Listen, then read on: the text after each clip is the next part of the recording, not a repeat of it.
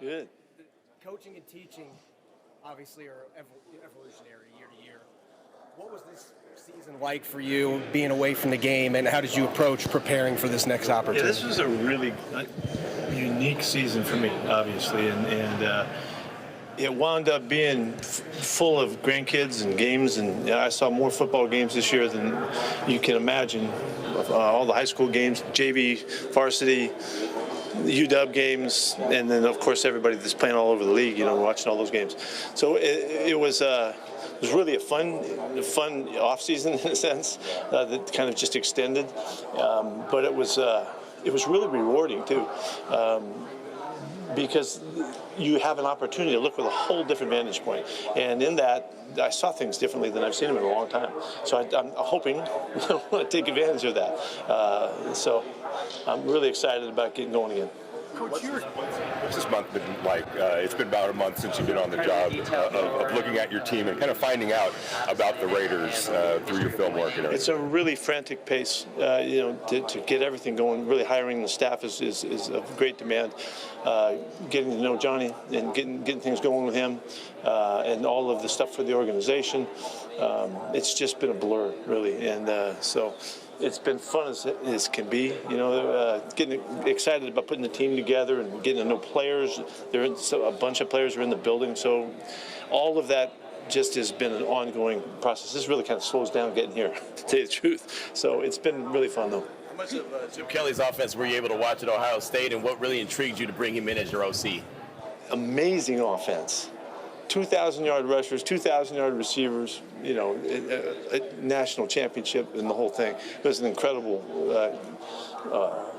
viewing throughout the season. I was watching them all year long. And so I didn't know that we would get a chance to get it done, because I didn't know what he was thinking. But I've been a fan of his for a long time. We met way back in the Oregon days, when we were going against we went against him, at SC and all that, and at the time when he was setting the pace of the game in a whole different level, it was a really fun relationship. Following that, he used to come see us at Seattle, so it was had a long time friendship. As you evaluate this team and you get to look, what has pleasantly surprised you about the Raiders? I met a bunch of guys, and I like their outlook and their approach. These guys are really, really hungry for obvious reasons. Well, hungry anyway, but they're really, want to do something special and make something of this time. Our might not seem like it, but our careers go really quickly, and for these guys that are doing the playing, the sense of urgency is really obvious. We've got some highlighted players, and that I'm excited about. The opportunity to see this thing turn is what really charges me. Yes. How you doing? What's up, boss? All right. Can you just take us back over the past year in terms of getting out of coaching? Did you always want to get back? Was there a question of retiring? Yeah, I didn't. If you remember, I didn't retire, and I did that purposely. I wasn't ready to stop coaching, but we had a nice agreement up there as we turned this thing around, and I was really excited for John Schneider to get his chance to do what he gets to do. And but in my mind, I was always competing for what was coming up, and so that was maybe the actions I took, because you didn't see me very visibly. I was not making a point to do that. I really wanted to take to the opportunity of being around and being around my family and all of that, but stay with the game throughout. So. There was really not much of a shift, but I do know what retirement will be like, though. I do know that. Why is it important for you to come to the Combine? What do you get out of being here in person? Oh, there's so much. There's so much interactions. It's a chance for me with our coaches. I've met for all morning until I got in the car to get over here with my defensive staff. We're evaluating players at the same time, learning about each other and how we see guys and how we interview them and all of that. Putting together this class. Remember, we're also in the midst of free agency with our own players and the players that we might have a chance to attract. So all of that is just keeping us all going. It's nonstop. So it's been great. You said in your introductory press conference that with previous teams you've been with, it took a little while to get your team to the top. But with the Raiders, you're trying to do that from day one. What steps have you taken to put that plan in action, or what will you be doing in the future to put that plan in action? Yeah, This is the same process. This is not a different process than the last couple times I had a shot at it. It does take some time to get your foothold, and we've got a lot of philosophy and approach that is unique to the way we do things. That it takes some time to get that going. Meanwhile, it's right now, and so that's a really fun part of it. You know, the urgency is there. It's so obvious, but yet there's so much teach and learning that's going on that's really exciting to me. So that's we'll see how it goes. It does take some time. I don't know how long. You know, I'm ready to go right now. Pete, one of the first teams that you were connected with when you were coming back was the Bears, and you had an interview with them early on. What attracted you to that opportunity at the time, and how did your experience with them go? The obvious part is it's a historic franchise in a great city, and you know, similar situation. They hadn't won a lot recently, and so it's a big challenge, a big opportunity to turn things. You know, I feel pretty confident about having an effect as we start a change like this. Having been through it a couple times, and so there's an excitement about that in that setting. You know, to get that thing turned around in that division so tough, just like ours is now. There was just a lot of really positive things about it. Of course, the quarterback was an exciting part of it, and little Trojan background and all that kind of stuff was fun. And I really liked the people a lot that we got to work with in setting the thing up, and the interviews and all of that was a really nice process, but didn't quite work out. Can you tell Jerry Jones about Brian Schottenheimer, and why do you think Brian's ready for this opportunity? He is ready. Yeah, he is ready. He's been waiting for this opportunity for a number of years. He's been ready for some time. You know, I just told him all this positive stuff about Brian, that, you know, and the stuff we'd been through together and the confidence I had in him, and to try and reassure him, because it sounded like he was, you know, really in the lead position to get that job. I was trying to help Jerry feel good about it too, you know, because he was trying to get ready for it. So I was glad that I had a chance to help him. Watching Ohio State this past year with Chip, and I know you worked with Jackson Smith and Jigma in the past. What do you think about the way they've developed receivers and kind of the trend that they've had of producing guys? Incredible program. It's an incredible. They continue to just fuel that thing with great players, and Coach he's got it going. You know, he knows how to utilize those good players and make sure that they continue to stay on top of things. The fact that he was able to, you know, roll Chip in there and out of there, you know, that fast and have an immediate impact like he did, that's philosophy and approach and vision that, you know, for that program that they've been able to maintain. So it's really impressive that they continue to do it. What's some of the perspective that you learned in watching so much football this year, including, you know, the JV, high school and stuff, that you can now apply? Yeah, there's patterns to the game that I saw differently, and there's patterns to down and distance situations that whether you're playing JV football or you're playing for the Super Bowl, that you can see that occur in games that I see more clearly. Really, a lot of it was kind of the analytic outlook of it, but it was kind of like things kind of slowed down a little bit watching it this time around.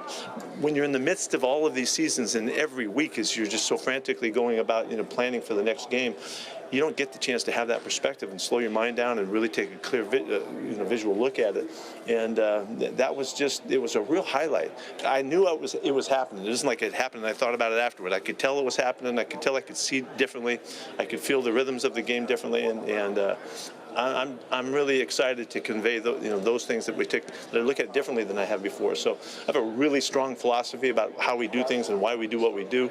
But yet, if you're competing, then you have to be dynamic enough to continue to grow and expand on all of that. So I'm really anxious to see how that plays in. Part of that is, to your point about, like, obviously win forever. Is there any part of your year off where there was something you believed in really strongly, that there was some kind of, like, you know, they say if you're going to learn something, it's going to hurt your wallet or your ego? Was there anything that kind of hurt your ego as you learned something about that you might change going forward? Yes.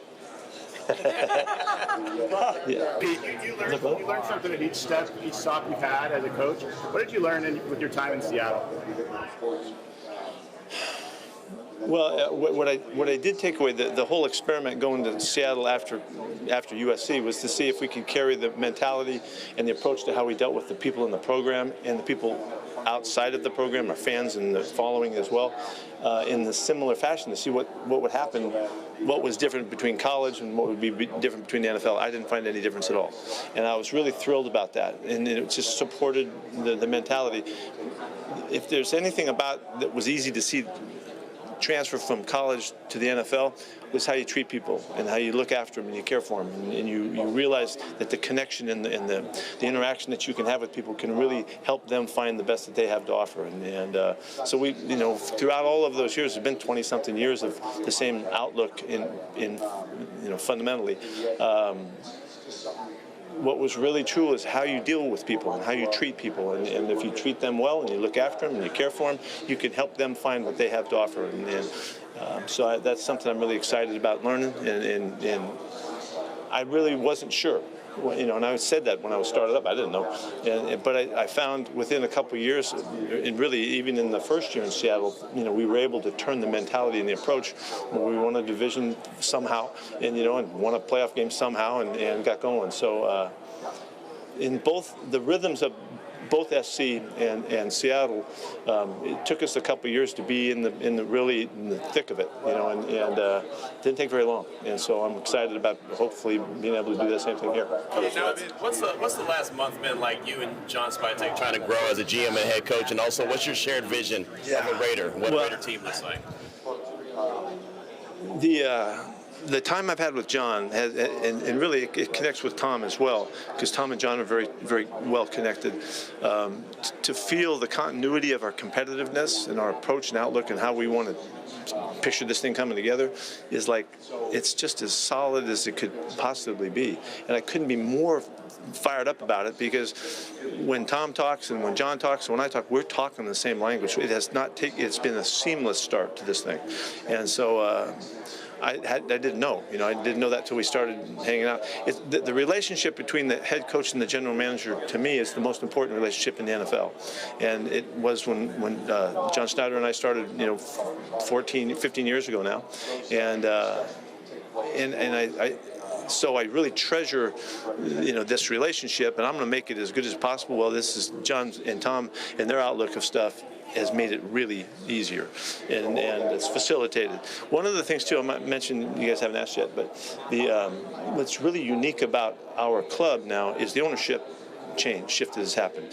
And Mark Davis figured out the guys he wanted to put together, starting with Tom and then with Egon Durbin and Michael Melvin and Tom. We put together a group of guys that are really freaking jacked to do something special.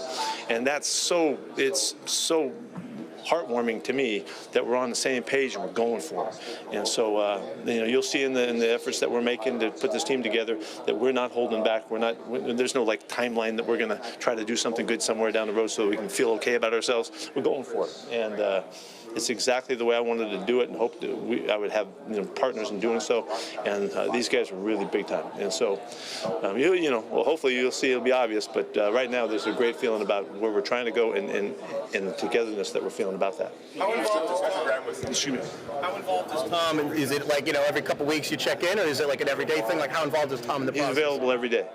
He's available every day, yet he's got a whole other world he's working on. So he consults with us, and he's really tuned in to what's happening, and Johnny keeps track of him every step of the way.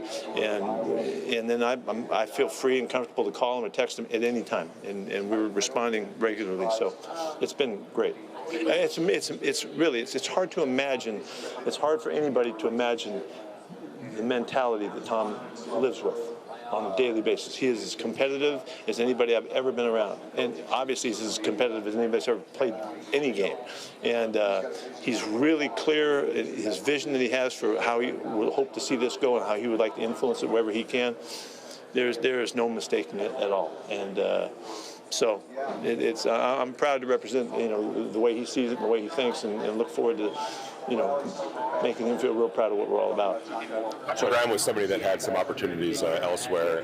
What went behind that decision to make sure that he stayed in Las Vegas? In putting the staff together, I really wanted to see if I could bring some people that had been with me, that I could have background with, that could help me share the ideas and the concepts of what we were going to present.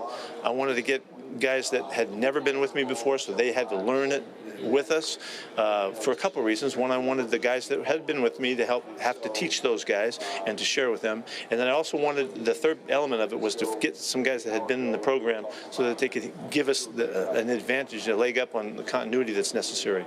Knowing the players, knowing the system, knowing the division, all of that. So there was really three elements of putting it together, and Patrick and Robbie Leonard were right at the top of the list to get that done, and it's working out quite well. Have you and John talked about this? Finals there. It's going to be a collaborative process, but when it comes to something like veto power, have you decided which of the two of you does come rest? Yeah, we're going to be collaborative. We're going to do this thing together. It hasn't been any different in the last 20 years that I've been doing this. I'm using everybody that's around me. They're using me in every way that we possibly can, and we're going to work out our decisions, and that's to draw the best that we have to offer. And that means sometimes you got to discuss hard and long to get to the point, but you got to know when to and when not to. And so I'm going to, John being in his first time doing this job in particular, he doesn't come across like he's never done this before. He comes across like he's been around, he gets it, he has a mentality, he has an approach, an idea of what he's all about. I'm going to make that come to life. I'm going to try to help him in every way I possibly can to be just as fully prepared and ready and balanced when he makes the choices and the decisions that he makes that we share in. So it's going to be really a good deal. You're known for prolific offenses, but a lot of people don't know the commitment you have to running the football. Would you talk about how important that is? John referenced, look at just the Eagles even, but would you talk about running the football for you, sir? Yeah, to me, we get misled by star power and in so many different ways in the flashy stuff. But in reality, this game has to be played from some fundamental approaches and aspects of it. And whereas the quarterback position gains all of the attention and all of that, the quarterback position needs to be supported in every way possible so that they can be as effective as they're able to be. And that takes a combination of elements that make up the support of the QB. And the running game is a huge element of that, not just so that you can run the football. It ain't like 3 yards in a cloud of dust. What do you use to do that? That ain't the way we're talking about. You have to be able to run the football so that you can control your aspect of the game and take care of the ball, so that the quarterback isn't under duress, he isn't in issues, he's not behind the sticks, he's not behind the game, he's not behind the score, because of the way the defense plays, the way the special teams play. And we try to build a team around the quarterback position because, as Coach Walsh said a long time ago, it's the hardest position in professional sports to play. We need to do everything we can to facilitate and make it as easy as possible for that guy. So that's where the running game is so fundamental to it. But if you don't take care of the ball, none of that matters. So it's really the basics and the foundation of this game that comes to life, regardless of what level you're playing at. And that's what I'm saying. I watched all the way through this year. It was so obvious about how the game fits together, and hopefully we'll be able to do every bit of that. 15 years, hello. What's up, brother? What did your 15 years in Seattle mean? What's it mean to you now? They were great years. It was a fan, and it's still home to me. Yeah, it's still home, and I never would have known. Had I not been hanging around the area this year, how much of a connection we have made with the community and the people. The fans and the people that I meet running through the airports and in the streets, wherever we're going, have been so gracious, and it's been such an obvious, had an obvious effect on me of how we did relate through the time we were together. And I'm really grateful for that. I'm really grateful for that. I didn't have the idea that there was that much of an exchange. Like I said, even in coming here to the Raiders, my job isn't just the team to me. It extends beyond that, and it extends to our fans, and it extends to the people that support us and fill our stadium up and make it hard to play in because we're filling every seat and all of that. They're helping us win, so we're all in this thing together. And in taking that effort to Seattle, we're rewarded so extraordinarily because of the 12s and the way that they love their teams and all. So it was an unforgettable relationship. and I'm never going to lose connection with that. I just don't want to, and so I'm going to do everything I can to stay connected as much as possible. When you put in your coaching staff, you brought a lot of guys from the college level and brought them up to your staff. How beneficial do you think that will be in terms of evaluating draft potential and also just bringing the most out of your roster? No, it's a really good point that you're observing there.